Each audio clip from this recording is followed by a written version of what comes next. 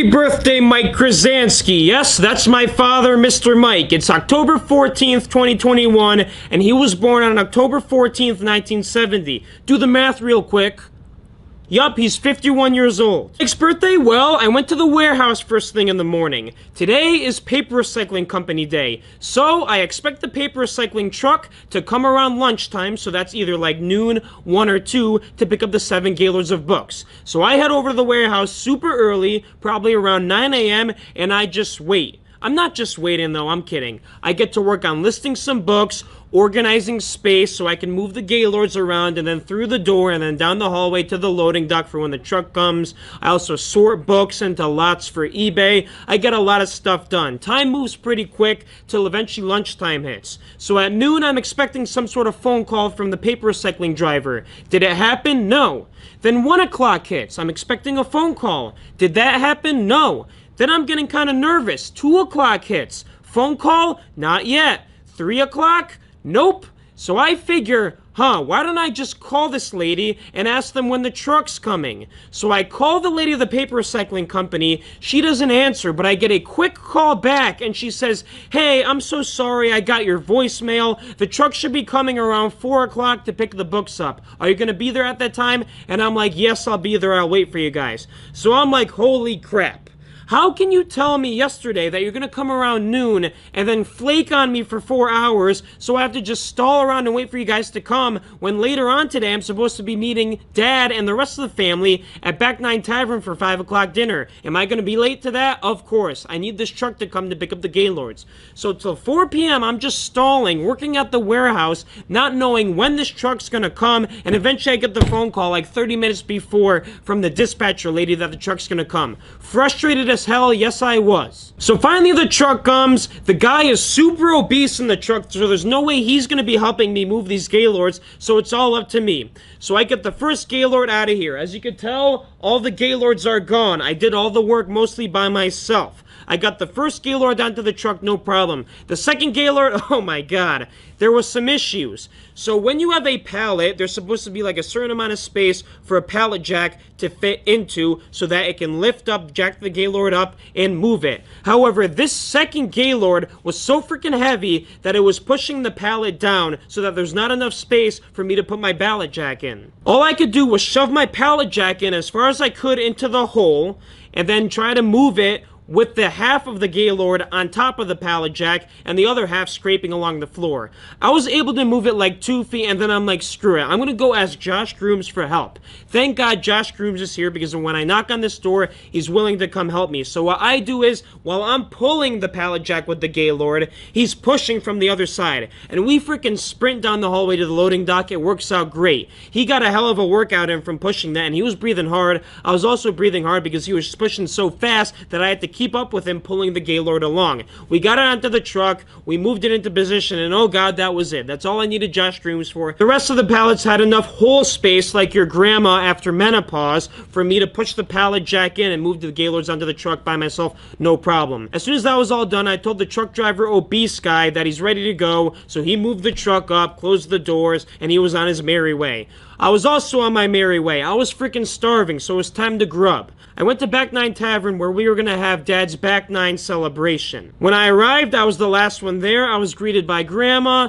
Dale, Uncle Dan, Uncle Tom and his family, and then the rest of my family minus John. Thankfully, Mom gave me a call earlier on my way and asked me what I want. I asked her for the menu, and she said all this stuff, and the one thing that stood out to me was the freaking Asian beef tips. Now, when it comes to steak, I am a connoisseur. I love my steak medium, medium rare, and I like a fine glaze on it, something sweet/sour. If you don't F with that yet, I highly recommend you try it. Something like Asian zing on steak is really freaking good. So that's what I ordered. When I came, it was basically ready for me, and I got to grubbing along with my salad. The whole time I was eating, I was talking to Uncle Tom and Uncle Dan. I reminisced with Uncle Dan about the corn show. He was telling me about how much of an idiot Jeff was to him, even though Jeff wasn't really an idiot. Dan was just a little bit drunk. And I told him, honestly, that's one of the best concerts I've ever been to. Korn is freaking good. We talked about some more BS. I don't even remember. Dale has his surgery tomorrow. I wished him luck on his surgery. He's having like spine surgery by Uncle Jim. them. I wish them both the best of luck. Then when the meal was over, Grandma pulled her cake out, Mom pulled her pecan pie out. I had no room in my stomach to eat any of that because Aunt Sharon gave me her french fries to eat, and then Daria gave me like a quarter of her burger to eat. So I was freaking pełny, which means full in Polish,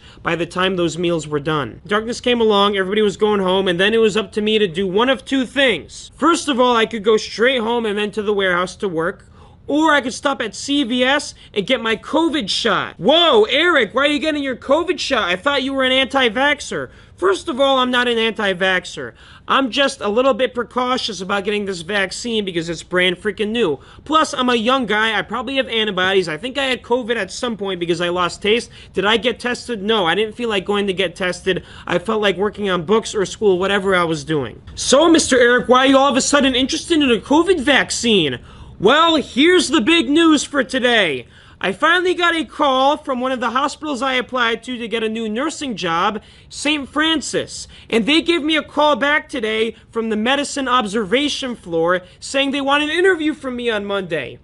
Let's freaking go. Now, if you don't know what a medicine observation unit is, it's the unit that some patients go to after the ER visit they have, just so they can be watched in terms of labs and pain and other symptoms to make sure they don't decompensate. Now, if they get better on their own, they can go home. If they get worse, they gotta be put somewhere else like the ICU, some telemetry unit. So this seems like a fast-paced environment. I'm excited to get my interview on Monday. I'm gonna show up ready to go, business style, give them all the good things about me and hope that they can hire me for part-time or per diem. No way I'm interested in full-time, because full-time means I'm not going to be able to do this business. If I can do per diem, which is my number one choice, I can choose my freaking hours, work this business whenever I want, work the hospital job whenever I want. I can pick up the best shifts, which are weekend nights that pay the most and are probably the easiest. Then my second choice is like part-time, 2 days a week, 2 12-hour shifts. That's much more manageable because I could get a bigger break in between those days as compared to 3 days a week. Only thing I gotta bring for that interview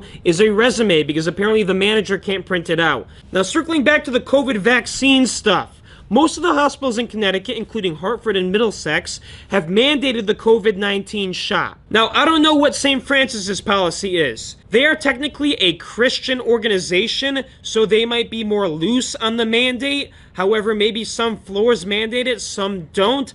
I don't know. I tried to ask some friends. They don't know. I'm going to try asking Mr. Adam from CCSU if he knows, because that's important. On my application, I put that the reason I haven't worked as a nurse yet is because I was in Poland over the summer. Now, that's not true. I actually worked at Middlesex for like 2 months. I freaking hated it, so I was out of there. I couldn't stay on the residency program for a year and have to work 3 days a week days and lose out on this business. I like to take risks, and this is the risk I freaking took. I'm loving it so far. I'm making about the same money as I would doing nursing, and I'm a lot more happy with myself. And I've grown something better than what I could have done in my first like 3 or 4 months as nursing. Now, also the manager there, I was not very happy with. She never looked me in the eye. She never said hi to me. She was always talking about herself and her kids. She never asked questions about my life.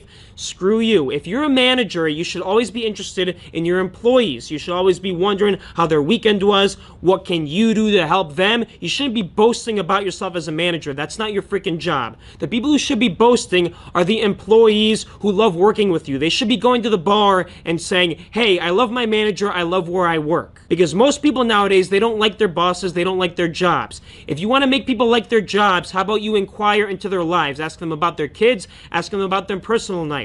Don't boast about yourself. Nobody freaking cares. For all you managers out there, I hope you take that advice. I used to be a manager, and I found out that nobody really cares about you. They care about themselves. And if you're a manager and you want your people to work hard, you gotta care about them. That's enough of a rant. I'm looking forward to a new manager. I hope she's super nice, super friendly. She sounded nice over the phone. How will she be in person? I don't know. I'm sure she's super stressed. That's how all nurse managers are. I would never want to be a nurse manager, being trapped in the hospital all day and having to be responsible for things even when I'm not there. Screw that. I'd rather just work for myself or take like an easier job, easy schedule, and do my own thing. Okay, so once again, second time around, circling back to the COVID shot, I tried to go to CVS because I finally told myself, yeah, let's just get the freaking shot. I honestly don't care. I'll just get it. When I show up though, they're not freaking doing shots. It's like 7:30, so they're not doing shots anymore. The lady was pretty rude, actually, and she said, if you want the shot, you gotta come back tomorrow. And I'm like, okay, geez, chill out. Not my fault. Just take a chill pill. So now I'm debating again. Was this a sign from God telling me that, good, you shouldn't be getting the shot? I don't know. I'm all in my head now. Will I go tomorrow to get the shot? Probably not, because I have 2 book sales to go to tomorrow, one of them with John. I won't have time to go to CVS to get the shot, so I probably just won't. I'll wait for what they say at the interview. If they say I need a shot, then I'll just get the shot. It's too much work to do the religious exemption, to be honest. I don't know. Okay, so I get home from CVS, and then I go straight to the warehouse. I got a lot of orders to prepare, so I do that. I also unload the trunk of all the books from the house, and then I start recording this video for today and yesterday's video. Tomorrow, like I said, I got 2 big book sales to go to. I'll let you know how those go. Till then, peace.